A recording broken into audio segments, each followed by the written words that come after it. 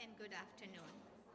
My name is Dr. Nilofer Tajani, and I'm a member of Smiley Professionals in Education and Academia, which is a network of Smiley Muslims with careers across the education landscape, from early childhood through university graduate program. It is our pleasure to welcome you to this building, the Smiley Jamaat Khana and Center.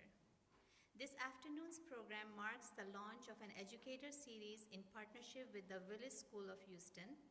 Before introducing our distinguished speaker, allow me to tell you about the Smileys and the integral role education plays for our community.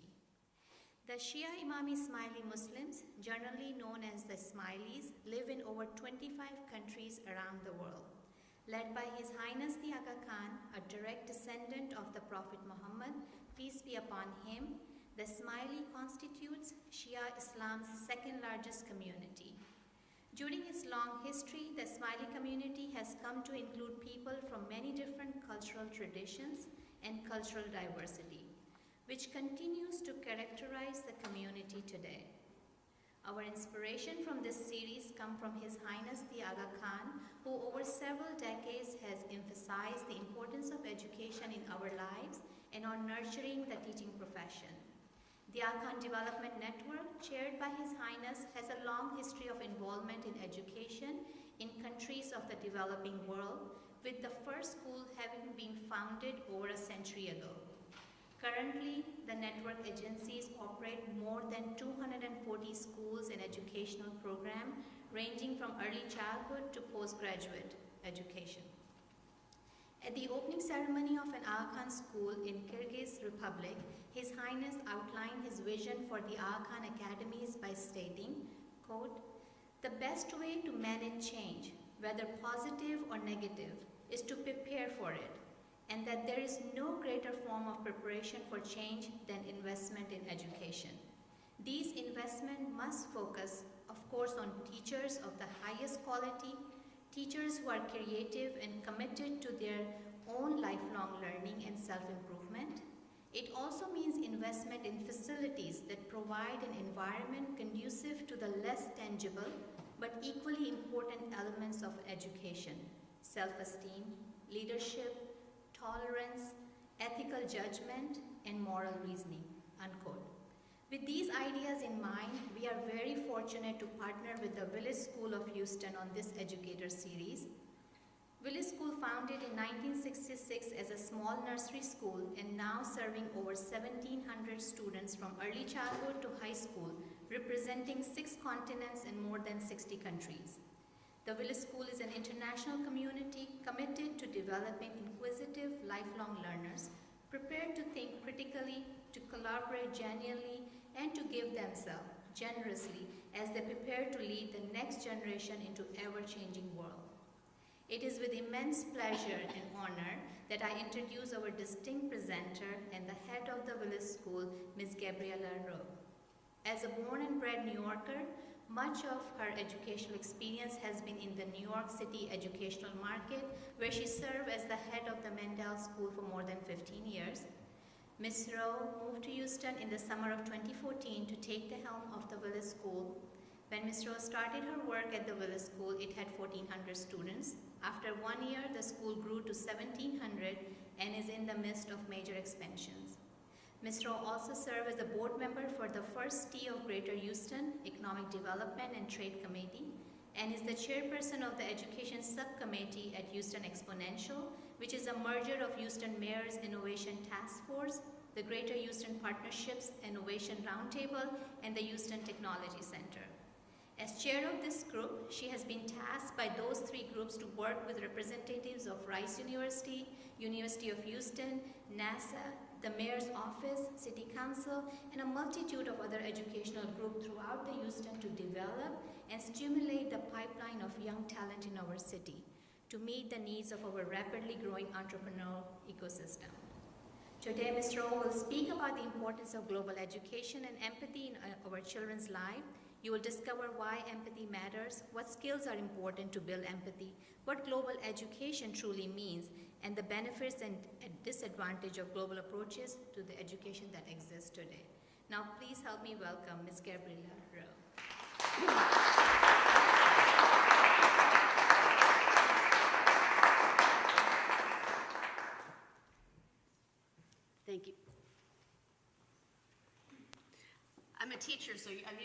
without a microphone. Oh, but I can use this one. Thank you. So thank you very much. I said to several of you earlier, and those of you who are here from Village will know that I am terrible at writing speeches before I give them. And I'm not that good at following slides either. So if I go off on a tangent in the middle of this conversation, my excuses in advance.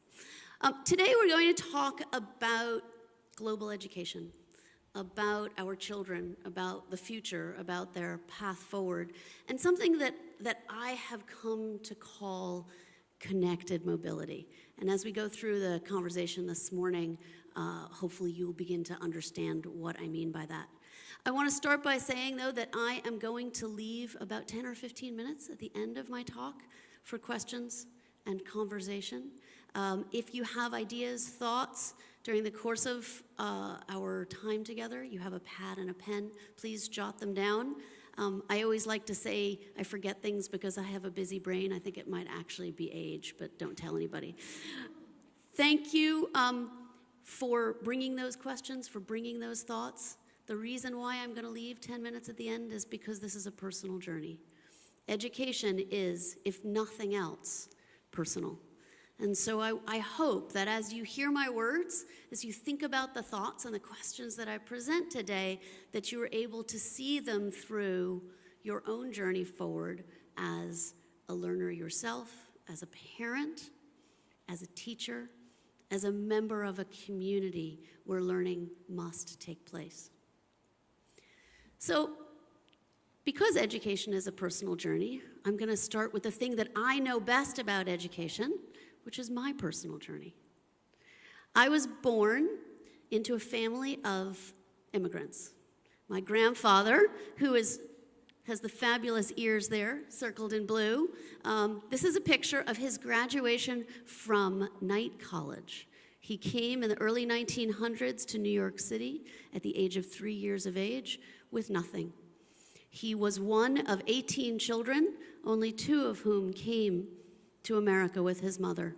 He was the older one who was brought to take care of his younger brother. But he had a vision that education could change the world. The influence of those around you could change your path forward. And so he went to school at night to study recreational therapy. And that was the beginning of my educational journey. He then went on to begin to work at Bellevue Hospital with runaway boys. He focused on, at that time, the gang members, who were mostly Irish and Italian, boys who were on the street. Most had no family. Their gangs were their family, only taking them in directions that would not necessarily lead them to a productive future. So my grandfather had an idea that if he gave them experiences, if he took them out of that norm, that he could change the path of their life forward. He started a play group called Kandaka Boys Group, and that was the beginning of the Mandel School that I eventually came to run in New York. There's a young lady in the front amongst all of those boys with a long braid running down her shoulder, and that's my mother. And so my perspective growing up was through this history and this platform. He then went on to found and run the Mandel School. That's my mom sitting next to him. This was a picture that was taken about 5 years before he passed away in 1999. And it was taken on the front steps of the original Mandel School, which was not only the first school that I came to work in and run, it was also the place where I lived and grew up my entire childhood. Living on 2 floors in the top of a brownstone with a school downstairs, I grew up in a very poor family. Everything that we had was poured into education. Everything we had was poured into the children in our care. I remember on weekends painting play furniture to cover up the nicks and the dents, helping my grandfather sand the side of the Oldsmobile Woody that he would pick up and drop off the children in every day. But my perspective was that that was what one's life work was, what I grew up with. Because we are, in fact, all of us, part of a single story generation. part of a generation that grew up, even in the most educationally focused, learned families, with one perspective. It was the perspective formed through our experiences as we grew. First, through our personal childhood narrative, whether we were growing up on a campus with teachers as professors. There's a wonderful author in Nigeria who talks about growing up with her family as professors, reading British and English children's stories. And she would write stories herself. She learned how to read when she was 3 and began to write when she was 6. But all of her stories were about little girls with blonde hair and blue eyes. And they'd play snowball fights, and they would eat apples. And she was a fabulous Nigerian woman growing up in a very warm climate, and the only fruit she ate was mangoes. But her childhood narrative was formed by her experiences, the books she read, the vantage, the glasses through which she watched. That was then changed, morphed, developed by the culture around her, just as it is with all of us. So I grew up in that house of immigrants, was very much formed by that foundation. But as I grew up in New York City, I went on to private school myself. I began to develop a narrative of the culture around me. My family was 3 generations of educators. Their cultural narrative, the immigrant work ethic, the focus on family, all of that was very much part of the formation of the glasses through which I saw the world. And then there was my academic cultural narrative. Like so many children of immigrants, what was the one thing that my family wanted to invest in more than anything for my future? My education. And so, despite the fact that we had very little money, my grandfather, as an educator in New York City and Manhattan on the Upper West Side, had connections. So he found a way to get me a full scholarship to go to a girls' school on the Upper East Side of Manhattan, which, if any of you know New York City at all, it's sort of like having your grandchild go to Kincaid or St. John's. And that was the best. It was the very, very best that my family could get for me in education. And what was the narrative of that education that formed me? I became expert in Shakespeare. I learned American history. I became incredibly learned in languages and the study of culture. Ended up speaking 2 languages fluently by the end of my time in that high school experience, and by all measure, had a brilliant education. I went on after that to study at Bryn Mawr College, where again, I did a double major in French and history and a minor in economics, and I received an exemplary education. There was depth of study, there was breadth of texts, incredibly talented professors, museums, travels abroad, all of that informing my academic cultural narrative. However, they were still part of the same glasses.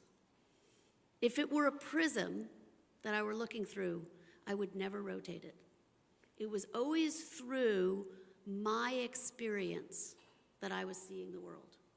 The experience dictated by my childhood, by the immediate culture around me, and by the education that I received. And whatever I saw in the world, I would see it through those glasses. And where that ended up leaving me in is in a place that I think many of us experience, which I call disconnected mobility. I became an investment banker after that. I traveled around the world. I was within 30 countries within the first 10 years of my career. There wasn't a kind of food I hadn't eaten. There wasn't a language that I hadn't been exposed to in some way. But I was visiting those places. I was learning about them as an observer, as a studier, and through my own personal experience. And so I was in and of the world, but I was disconnected from the experience of what it meant to be in that world. I was disconnected from the single story experiences of those people that I was meeting. So what does that mean in terms of education? What does that mean in terms of the experiences that we had and then that we expect of our children? I'm going to let you in on a little secret on this presentation. As much as many of you would like me to end this presentation today telling you what school to send your child to, what diploma they should take in school, what are the 5 best colleges for them to graduate from to be set for life, you're not going to hear any of that from me today. Because the reality is, there are so many more factors that go into those choices and the success driven from those choices than I could ever possibly understand from my single story perspective. But what I can talk to you about is what you should look for and the types of experiences you should look for, both in education and also in your own lives. So what is this disconnected mobility that I'm talking about? Those of you who work with me know I'm big on making up terms. Learning a language. How many of you have read studies, spoken to people that say the best way to learn another culture is to learn the language? Right? We're learning their vocabulary. We're singing their songs. We're reading their stories, right? That's going to make us understand what it's like to be them, right? Not really. Because we're going to read those stories through our lens. We're going to sing those songs through our experiences. And we're going to use those words in that other language to tell our story. So really, we've translated as opposed to crossed. Travel to visit places around the world. How fabulous. Our children are going to go on travel abroad. They're going to study abroad. They're going to be in and of another culture. That's a cross-cultural experience, right? Actually, how much cross-culture is actually taking place in those experiences? How much are we changing their perspective? How much are they walking in the shoes of the people in the place they're visiting as opposed to observing them from a distance? Visiting a museum, the observation and study of the world around us. Those are all the cornerstones of a great education. Those are the cornerstones of a learned person. What could be wrong with that? How could you go wrong making sure that that is your child's educational platform? There are many children in the world that don't get any of that. Many of us have the ability and the privilege to provide that for our children. Why wouldn't we? Well, quite frankly, because every one of these experiences continues to not only enable, but encourage our children to only create their own single perspective story. It is all going to be viewed through the lens of their experiences, and what they see, they will relate back to what they know. That has been very successful for many of us. When I worked as a banker around the world, my experience in being able to negotiate in different types of cultures, structure deals in different types of cultures, speak multiple languages, it was very useful.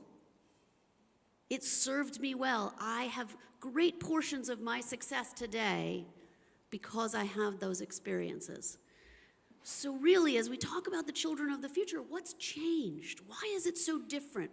Why do we keep hearing about how the world has shifted for our children and we need to do something different? Can't we just send them to the hardest school with the most homework, where the kids get the best grades and all go to Harvard? Isn't that good enough? Actually, it's not. Because the problems of tomorrow are global. And what we mean by that when we say that, and I say we as the educators sort of shouting from the rooftops, we need to change it all. The problems are global, which means they are truly cross-cultural and multicultural. They affect different cultures in different ways significantly, because we're talking about things like climate, plastics in the ocean. There are no borders in the ocean. Clouds, winds, storms, fire, that travels across cultures. The plates that cause volcanoes and eruptions in our world, those cross cultures. And as we seek to solve some of these global problems, we're not going to be able to look at it through the lens of impact on us. So we're doing all that traveling around the world, we're relating it all back to ourselves. But if we're going to solve a global problem, I have to come up with a solution that relates to me, it relates to you, it relates to the person in a country that I know nothing about.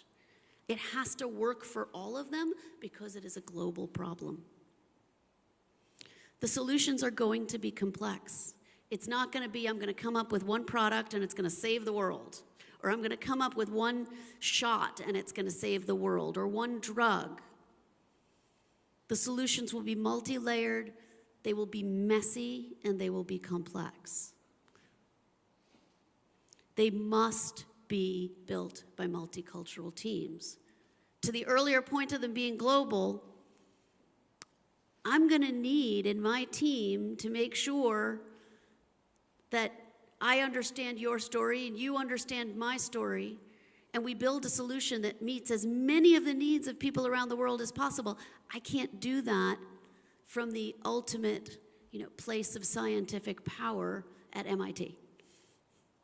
I have to do it across the globe. And I have to make sure that the representatives are as different as they could possibly be so that the solutions can be truly useful. And quite frankly, with the education we talked about before, our children don't have the tools to do any of this. They're going to do great on their SAT. They're going to do so well building that transcript. I wouldn't have them on my multicultural team for anything, because they're not going to have the qualities necessary to do any of those three. So I want to take a minute now with the pads in front of you, and I want you to think about working in groups of teams, working to solve messy, complex problems for which there is no answer. What do you need to be able to do? What are the most important qualities that you need to have?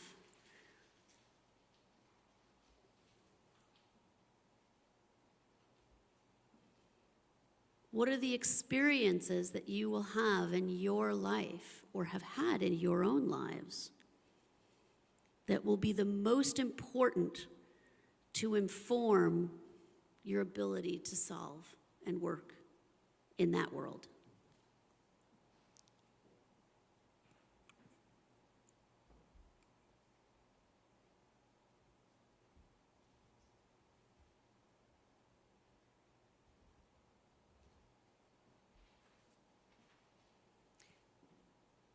So as you think about that, look down on your pad. We're going to talk about moving then from disconnected to connected mobility, because that's really what we're talking about. We're talking about taking our children from observation and study to tangible experience, to walking in someone else's shoes, to connecting with the experience of others who have grown up with a completely different perspective than the one that we've grown up with. We're going to learn history through someone else's stories. So what do I mean by that? I'm going to put it into a classroom because that's what I know best. So go back 15 years or even to the traditional classrooms of today. If you are going to learn about the Vietnam War and you are studying it in the United States, what is going to be your perspective? What are the stories you are going to read?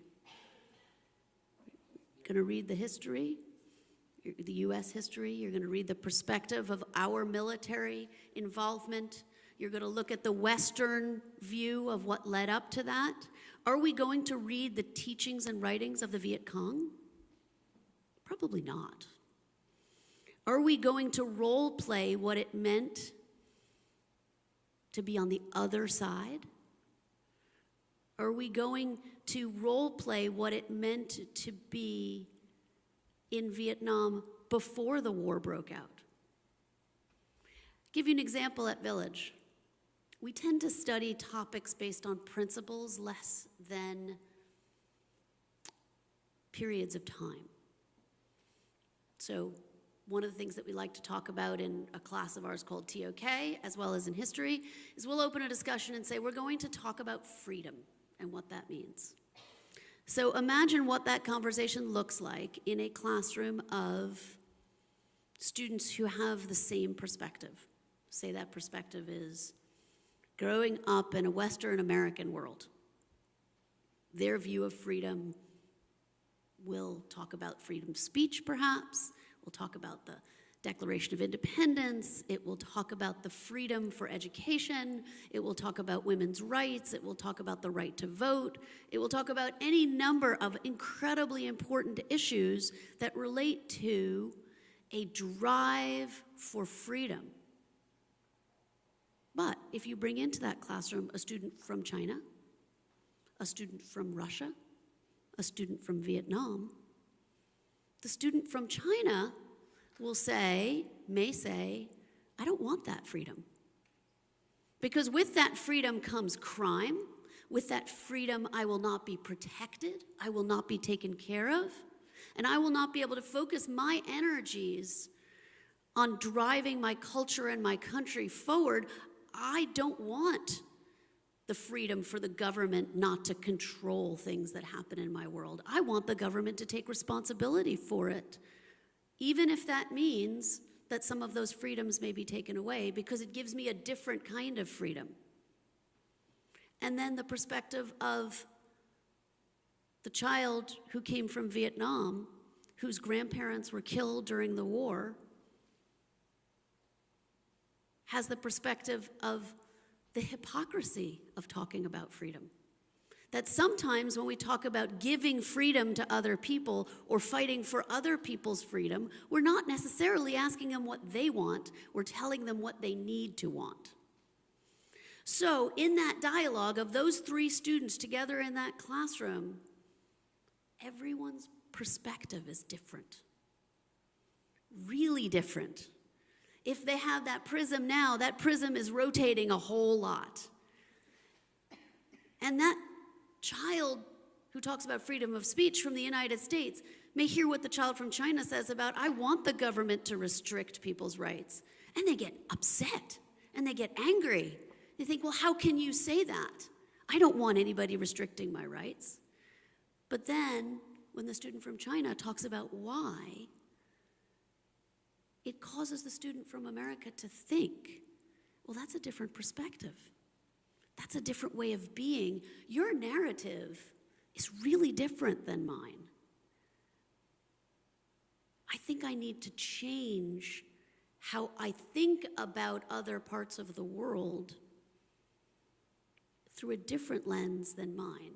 It doesn't necessarily mean that my view of what I believe freedom should be is going to be any different, because my personal narrative is my personal narrative. But it does mean that I accept and assimilate that in other places in the world, there are different narratives that are of equal value to mine. And I begin to develop the tools necessary to walk in someone else's shoes. Immersive cultural learning working to communicate instead of learning a language. Imagine if instead of taking out a textbook and asking our children to memorize vocabulary, we plopped them in a room and told them to build a box with another child that spoke an entirely different language. Would we count afterward how much vocabulary they made in order to judge their success? What would we measure them by? The ability to build the box. That's exactly right. Did they develop the communication skills necessary to collaborate to build the box together? That's what really matters. I couldn't care less if they can ask you where the bathroom is or how to say hello or goodbye. It really doesn't matter. But if they can build that box together, they've learned how to connect.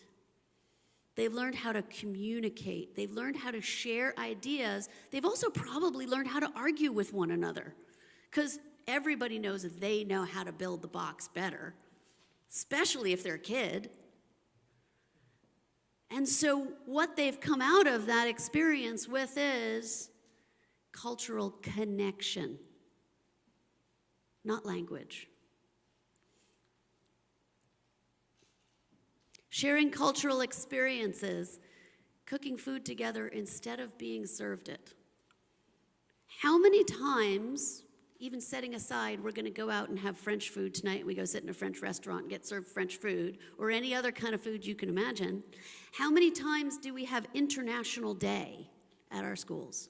We are going to have cross-cultural experiences. We are going to bring in food and music and dance, and we are going to share one another's cultures. And by tasting my food from my culture, you're going to understand my perspective. Are you? Probably not. You might have a new experience. You might taste a flavor that you've never tasted before. But is it really going to impact how you view what it is like to be part of that culture, to walk in the shoes of someone in that culture? Probably not. However, put two people in a kitchen together and tell them to cook a meal together, some of the dishes from one culture, some of the dishes from another culture, and they're going to come out of that process truly connected to what goes into the process of preparing food. Because in every culture around the world, what we eat, how we prepare what we eat, how we serve what we eat, how we talk about the ingredients that go into what we eat, that, oh, by the way, are indigenous to our culture, we are talking about our history. We are talking about our existence. We are talking about what we view our values to be. And if we cook it together, we will explain that, because we can ask things like, why? Well, I do this in my food to give it flavor or to cook it. You do it this way in your food. Why? What's different?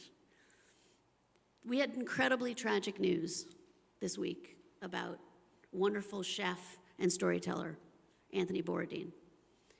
And one of the things that in listening to people talk about his work that struck me most when thinking about global education was his ability to cook and share food in different cultures as a way to get people to tell their stories. Imagine if education were about teaching our children how to do that. So go back to your pads and think about what that would do to inform your child in a world where problems are global, problems are complex. They must work on multicultural teams. How would those experiences set them up for success? From these seemingly simple acts, global education is born. That is what global education is. It is connected, it is holistic, it is real, and it is about having the experiences necessary to learn how to walk in someone else's shoes. Beginning with the tools of creativity. Are our children able to think on their feet? Are our children able to think expressively? Are they able to think in terms that are not black and white? And the village school and every school that I have ever worked in are places that are very competitive. Take Clemens, for example. What is the single most important thing that every child worries about in school? GPA. Exactly. What matters to parents when they get their transcript and report card every semester? Grades, marks. What do our teachers do in order to generate those grades and marks for our students that we as parents care so much about? Tests. What's on those tests? Questions that have answers. They could be multiple choice, they could be essays, they could be any number of different formats, but they are questions with expected answers. And we believe that that is the best way that we can prepare our children for success. Fortunately, the landscape of those fabulous, venerable universities that we would all love our children to go to are beginning to change. I just spent the last 2 days at MIT in Boston, and they are actively contemplating getting rid of all standardized testing for children to come to their university. And they're trying to figure out how they can do that as quickly as possible because they find it the single most destructive roadblock to the creativity that they want for their students.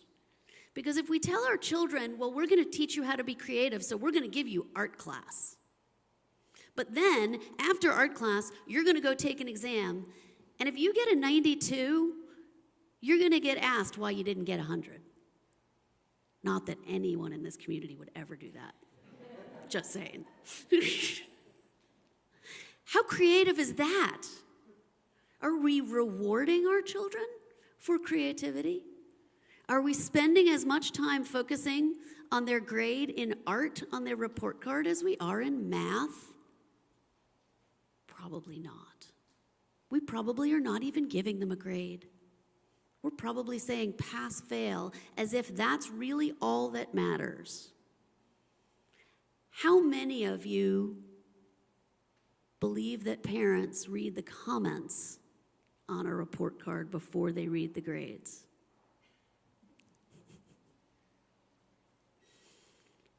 It's about 10%. Children almost always read the comments before they read the grades.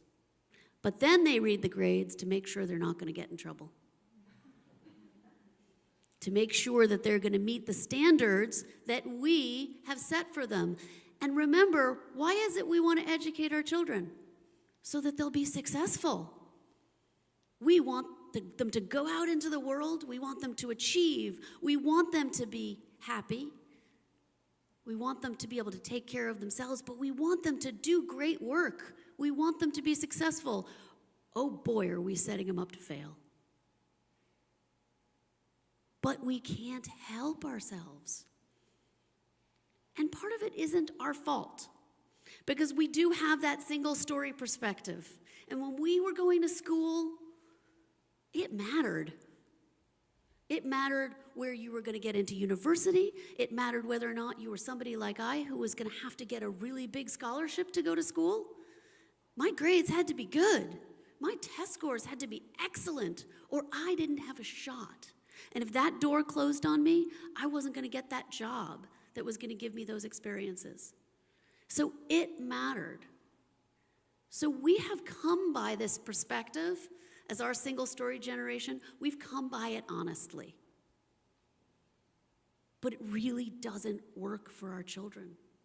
We are setting them up to fail.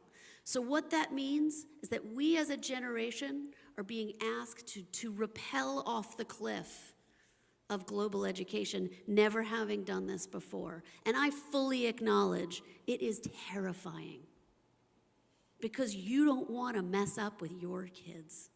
You don't want to mess up as a teacher. You don't want to be the one who's making the wrong choice. Even if your gut tells you it's the way to go, the other stuff worked.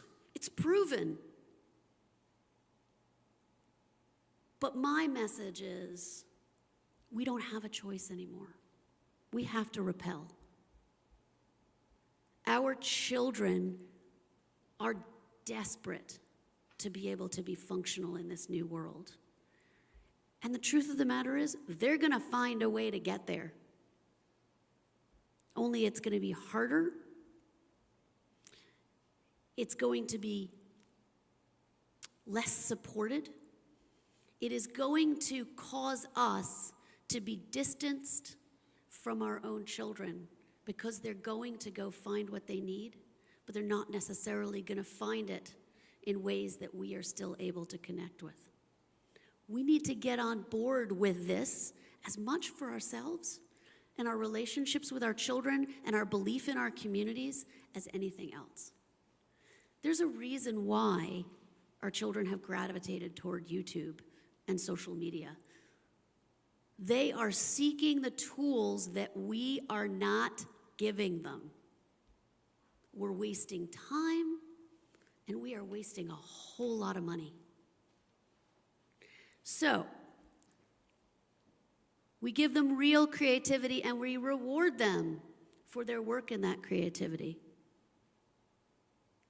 We force connectedness. That means I don't care if you learned all your vocabulary words. I want you to go work on that team with that child that you have nothing in common with, and I don't care how painful it is, and I don't care how messy it is. I want you to come out successful on the other side. And so that means as a teacher, I'm going to put children in those uncomfortable situations. And as a parent, I'm not going to pick up the phone and say, not so sure that that's like the best team for my child, because last time they worked on a project, my kid did all the work and they did nothing, and so I'd really like you to switch it up because they're not really friends. Not that any of you would ever do that, but I'm sure you know someone who would. We need to get out of their way. Let them struggle. Let them connect with the experience of other people that they don't agree with, that they don't like, that they don't get on with, and come out productive to the other side. And absolutely work on communication. And what communication means, talk, but more than anything, listen. As a generation, we spend a whole lot of time telling our children what they shouldn't do. We tell them what the rules are. We tell them what their insane schedule is. We tell them where they must be, where they mustn't be, where they must go to school, where they mustn't go to school, who they must be friends with, who they must not be friends with. What school we expect them to go on to, what grades we expect them to get. How much time do we really spend listening to what they've already figured out about themselves? How much time do we let them talk about their fears without trying to fix them? How much time do we spend talking to them about how they feel and how we really feel as opposed to what we're pretending as the adults in their lives. And that all might sound mighty squishy and awfully cross-generational, let's sit in a communal circle and become one, but that isn't what I mean. It's about vulnerability more than anything. It's about having flaws. It's about admitting your own fallibility as an adult and enabling your child through that to have a conversation about theirs. As a generation, with our single perspective, we've also developed this terrible habit of wanting to be good at everything. And I'm sure all of you have been to lectures where we talk about letting our children fail forward, where we talk about our children being encouraged to make mistakes. How much do we do that ourselves? When was the last time you purposely did something you knew you were going to be horrible at? Probably not recently. And more importantly, when was the last time you did something horribly in front of your child? When did you try not to be perfect purposely? We're doing a really bad job setting our children an example of exactly what we're telling them we don't want to be. It doesn't work. Communication is the most important part of that. And I'm going to say that probably the single most old-fashioned thing I'm going to say all day, which is have meals, break bread, have dinner, put the darn phone away. And I'm the worst.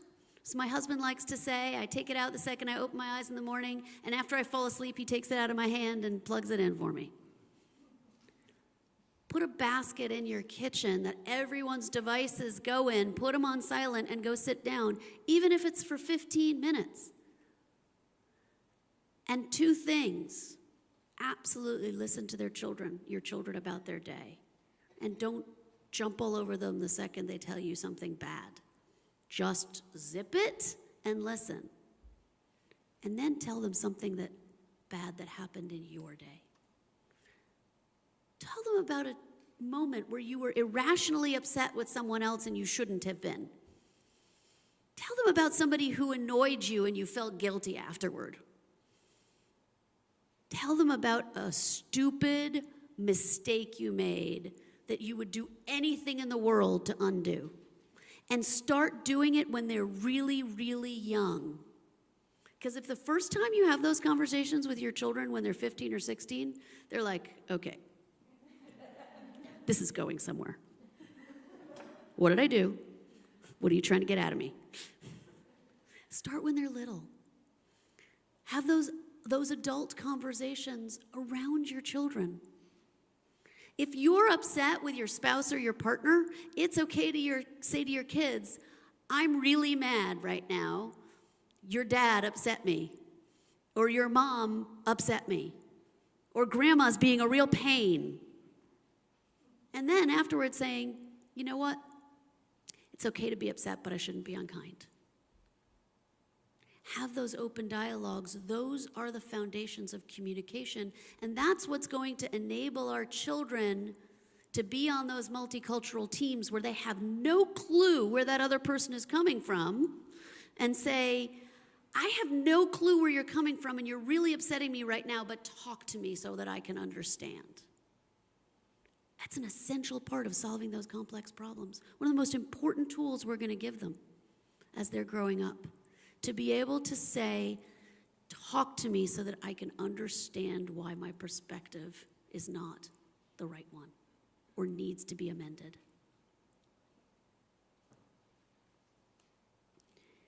The theme, though, that you've heard through everything that I've talked about is that move from study and observation to experience. So here's where we get to the little bit that I said I wasn't going to do, which is, what kind of school should you send your child to? This is the piece you really got to look for. Whether you're a teacher, whether you're a parent, whether you're a student, Look for experiences.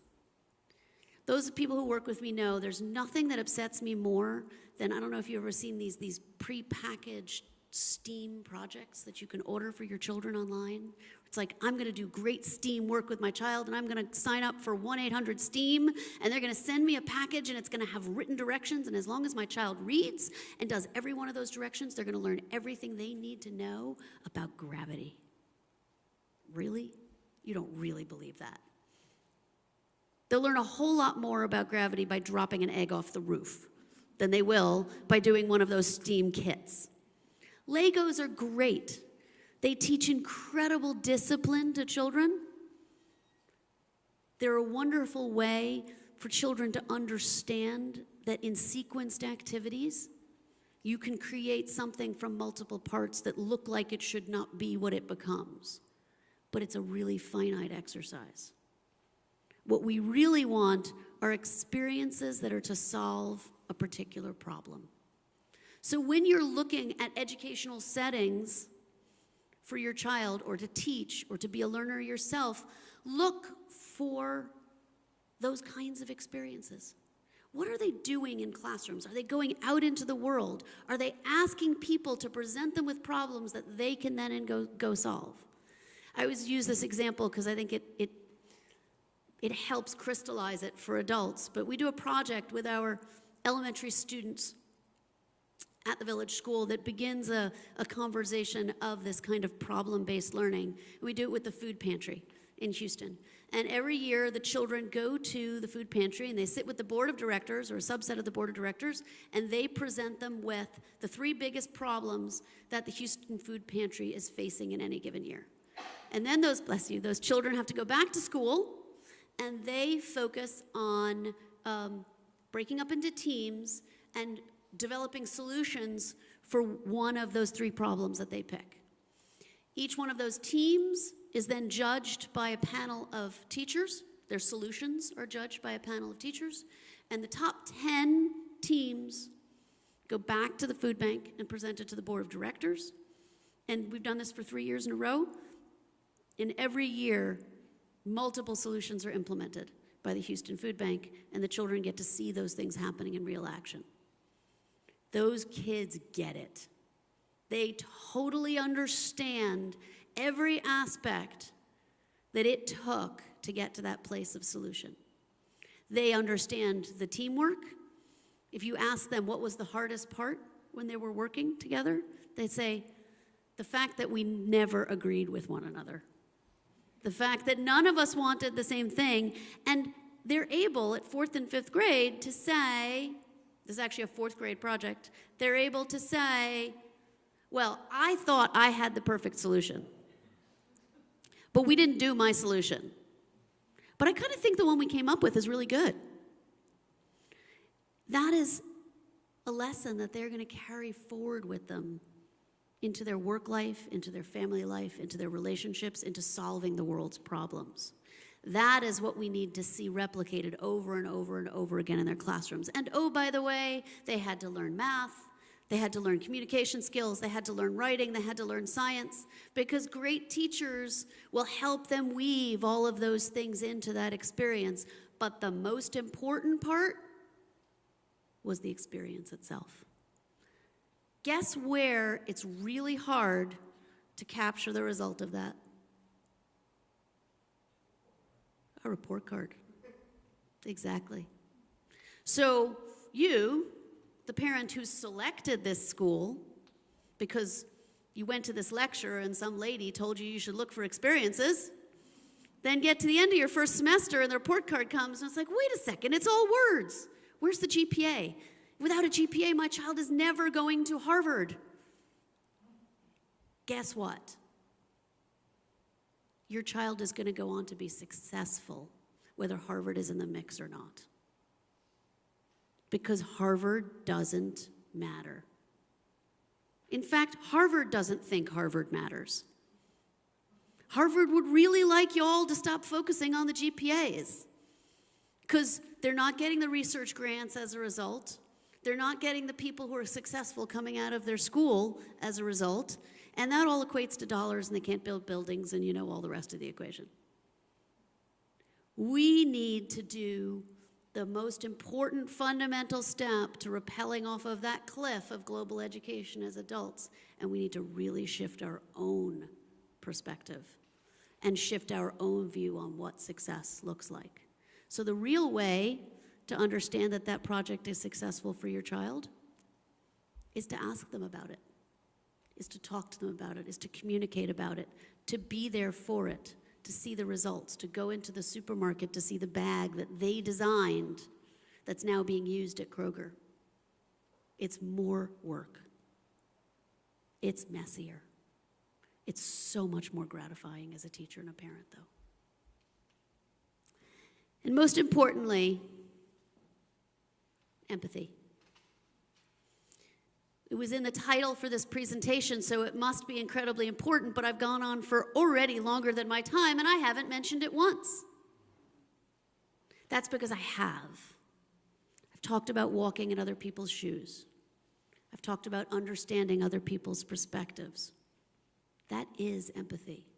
This is all about empathy. It is the glue of connected mobility. Without empathy, without the ability to truly shift that prism to someone else's single-story perspective, we cannot have connected mobility. We cannot walk in that other person's shoes and understand that different perspective. That child who's in the classroom talking about freedom, who is American, who gets incensed when the Chinese student says that they don't want as much freedom, they are only going to be able to continue that conversation to a place of understanding if they have empathy, if they are able to humanly and emotionally connect with the person who is saying that to them. That means we have to develop the tools within our classroom for human connection as opposed to human competition. And like the report card, this is the mandate for you guys. Don't ask how your child is doing relative to everyone else. Don't ask if they're in the top 10% of their class.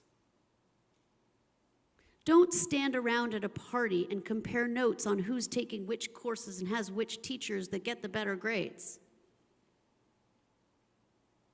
Don't focus on where your child is relative to their peer group in terms of numeric success. And that could be as simple as how many friends they have, how many parties they get invited to. That doesn't matter. Is your child able to humanly connect with their peers? Do they feel sorrow? Do they feel compassion? Do they feel love? Do they feel respect? Are those things encouraged as the most important parts of their relationships over and above who did best on the math or the physics test or which section you're in? And if we do that, then we will be able to create an environment where that glue can prosper and where empathy can be central to all of our relationships. But here's the little secret part. We have to do it too.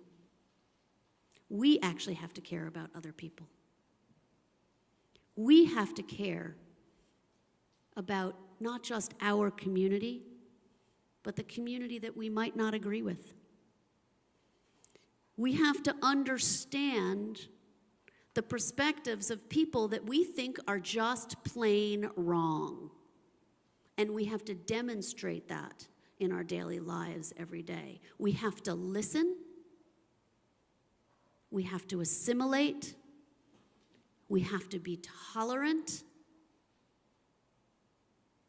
And we have to feel what we don't like to feel.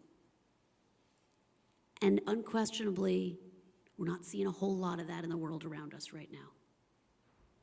We're seeing lots and lots of examples in our world of people who are not doing that, who are saying, you don't agree with me, you're worthless. All the more reason why we have to focus on it with our children. Because that's where empathy is born, and that's where empathy dies. Again, doesn't matter if you're doing IB or AP or homeschooling. They're all going to only be as good and as bad as whether or not those factors can thrive in any one environment. So, if we do all of these fabulous things and we rappel off of that cliff and we build that empathy and that tolerance, what do we get on the other side if we don't care about Harvard anymore? We are going to have a generation of children who are the storytellers. And they're not just going to be able to tell their own story, but they're going to be able to encourage the telling of other people's stories from other people's perspectives. And as a result, they will be the problem solvers. They will share, they will celebrate, and they will rebuild. Because we've made an unholy mess of the whole thing. And that's really what we want for our children, is to have the tools to fix the world that they will live in to be the very best that it can be. And as I often say to parents, though I don't mean to be depressing in doing this, when our children are in this place, sharing, celebrating, and rebuilding, most of us won't be here. And so our greatest legacy that we can live in our daily lives is to ensure that they have the tools to do all of those things that we know we want for them. Therefore, I'll end by saying global education, in its broadest sense, must be part of our children's journey. And it can be found in many places, in many forms of education.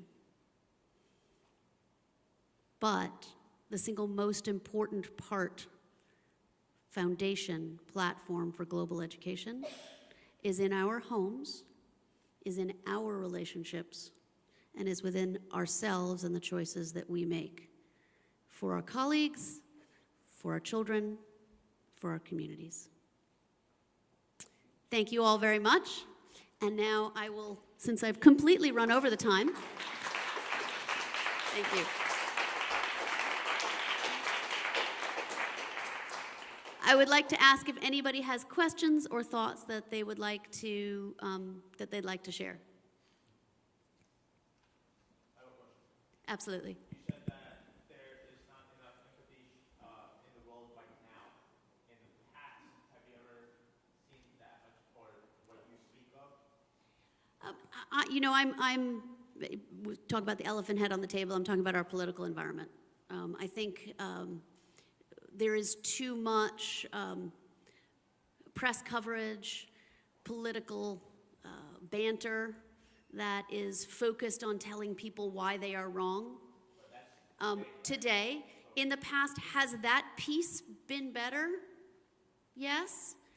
Has our political world ever been particularly focused on you're right and I'm wrong? Probably not. We have all grown up in a world, as I said, of single story perspective. And that means that whatever political world we're in, most of the people around us are probably going to have a similar perspective that we have if they have grown up in the same path and the same journey. And what we are seeing now in today's world is that people, it's just out there. It's out there all over social media, it's out there all over television, and it is, for want of a better phrase, in our faces all the time. Do I think that this is a new thing? No. I think we have tools, unfortunately, that bring it to us a lot faster and a lot more frequently than they might have otherwise. All the more reason for us to counter it in the daily lives, in our daily lives and in our children's daily lives. Yes?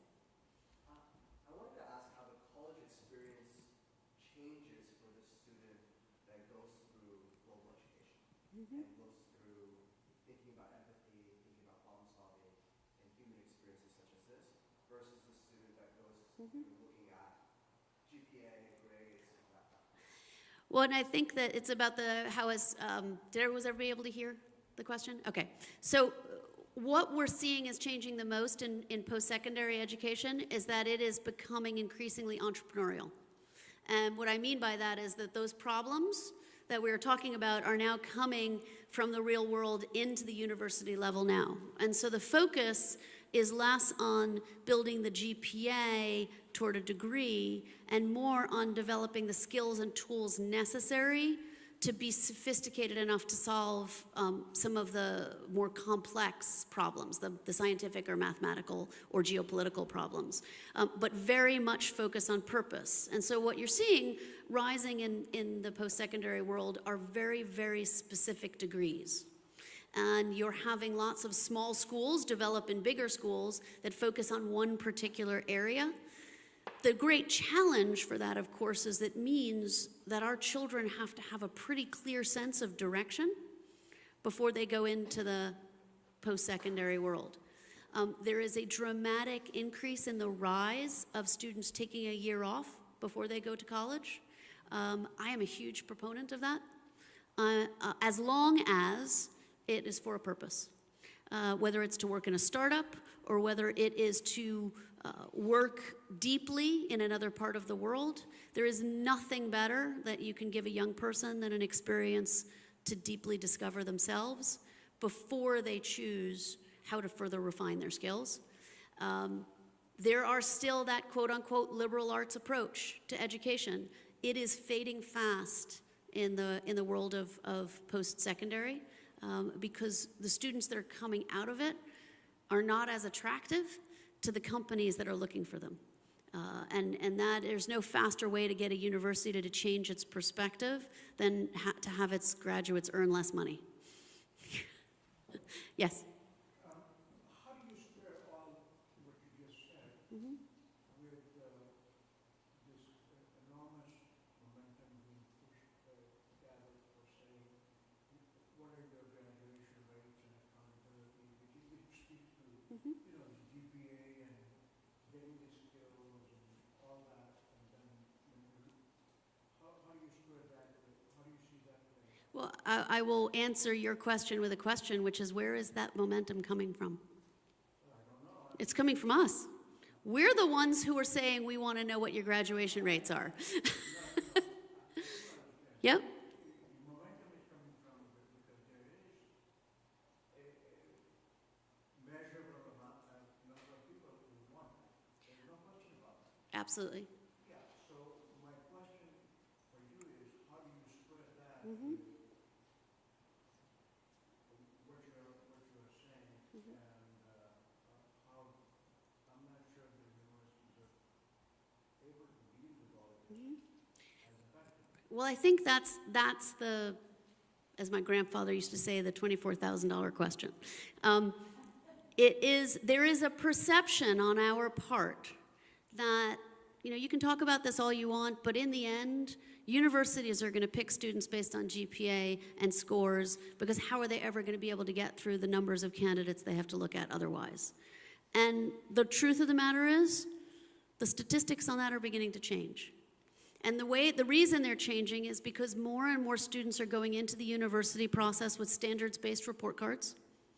And that means that their report cards are based on are being judged not based on their percentage of right answers, but instead based on what they have accomplished throughout their high school experience. And so they will get grades that they can be measured by, but those grades are going to measure their collaboration, their problem-solving skills, some of the other intangibles that we talked about on an equal level with the outputs from those projects. And so the disconnect is between the lore that parents believe and the reality of what's actually happening at the top universities. The process you're talking about, the bottom middle of large schools is going to stay in that place for a very long time. But most of the children who are going to the kinds of schools that we're talking about, like a Clements, weren't going to that bottom part anyway. they're shooting for the upper echelons, the middle or upper echelons of the university, reputation, so to speak. And those schools have changed the measure in which they are taking children. More and more, they want to know what the content is that the children have achieved, because quite frankly, every single one of them could fill their schools with Chinese children. They could fill them with international students who are coming over with perfect GPAs and perfect scores. And none of our children could possibly measure up on paper. And that has begun to point out to them the flaws of that system. They want to know what's behind it. They want to know the substance of it. What have they actually done with that knowledge and information? And we see that at Village for the applications of our students, but we are also seeing it. I'm part of a much larger network of schools, 50,000 students around the world. We're seeing it for all of our students around the world for international universities as well. So even at engineering schools, where they really care about whether or not students have done a high caliber of scientific, clinical work, for want of another term, where there is a right and a wrong answer, it's not enough. The kids who are getting in are the ones who've done that and are doing this. And so I think that's one point of clarification is, because we're asking our children to think in this way, we're asking our children to have these experiences, these problem-driven experiences, it doesn't mean they still don't have to learn their multiplication tables. They still have to learn how to do quantum physics, if that's the area they want to pursue. They still have to learn higher-level math. The path that they take to get there is going to be a little bit more circuitous.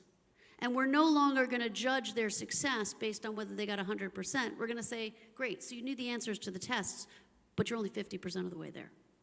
Now you got to show me how you're going to use it. You got to show me how you're going to leverage it. And that's what, you name the top 15 engineering schools in the world, you name the top 20 academic universities in the United States, that is what they're looking for in their candidates today. Simply having a fabulous report card isn't enough. And when they take a child out of a school like Clemens, what they're actually looking for is raw material that will tell them that the student could go beyond that GPA. Because what they don't want is one of those GPA kids who's coming who can only do well on tests and can only do rote learning, because they're not going to be successful long term. I think our greatest problem, though, is information. Because I can't tell you how many parents I sit down with every day who still believe that if you get a perfect score on your SAT, you're golden. And I have to give them examples and say, okay, here are 10 children who scored in the 80th, 70th percentile and are going to top universities, and here are 10 children who got perfect scores who did not get in anywhere. The examples exist. The lore is, to your point, still there, and we have to talk and talk and talk to try and get to the other side of it. Last question. I promise. Yes, in the back. So thank you for your presentation. It seems to me that Houston, being as diverse and with so many people, that have immigrated, it's the perfect setting for what you're talking about. Mm-hmm. The question, I hear you saying that adults should also be getting into this type of environment. Do you see any opportunities in Houston for adults to start engaging in these types of activities? Absolutely, and that is a phenomenal point. And I think that we are very lucky in Houston. We have this incredibly diverse city as our petri dish, as our playground. There are many opportunities for us to take our children into different settings.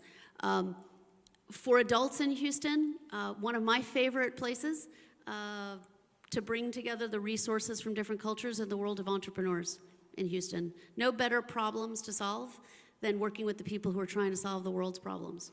We have today some of the best bio, pharma, aerospace, engineering, the list goes on, people trying to work to solve problems from all over the world. They're coming here to Houston to do it. Mentor them, support them, help them, get involved with them, get your children involved with them. Incredible way to connect with many cultures. And then I also do it in your friendships and your relationships. And when was the last time we cooked a meal with a friend as opposed to meeting them at a restaurant to go out to dinner? Little things like that. It's harder, it's messier, but it makes a big difference. All right, thank you very much. I so appreciate having been here today, and I look forward to seeing you all again.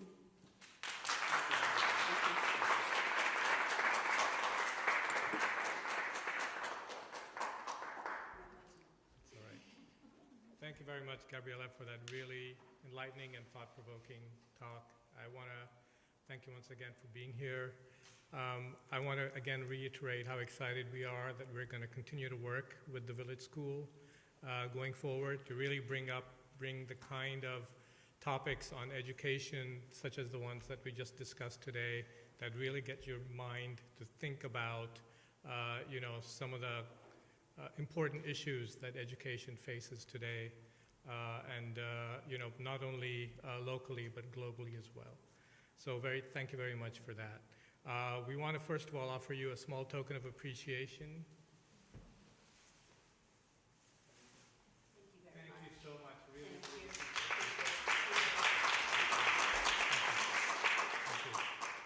Thank you. So just a couple of housekeeping notes before we end for today.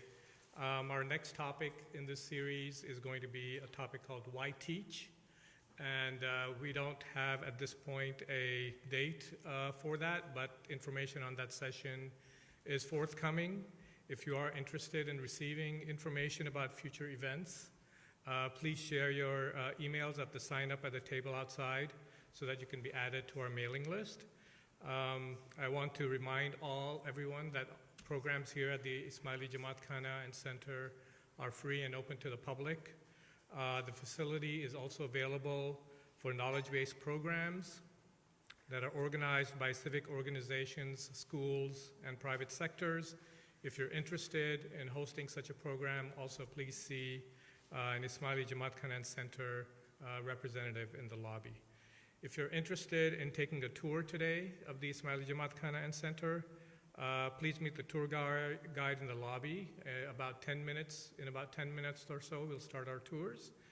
And finally, I want to thank the wonderful work by our program delivery team, the IJKC team, and the volunteers without whom this event today would not have been possible. Thank you very much once again for attending. We look forward to seeing you.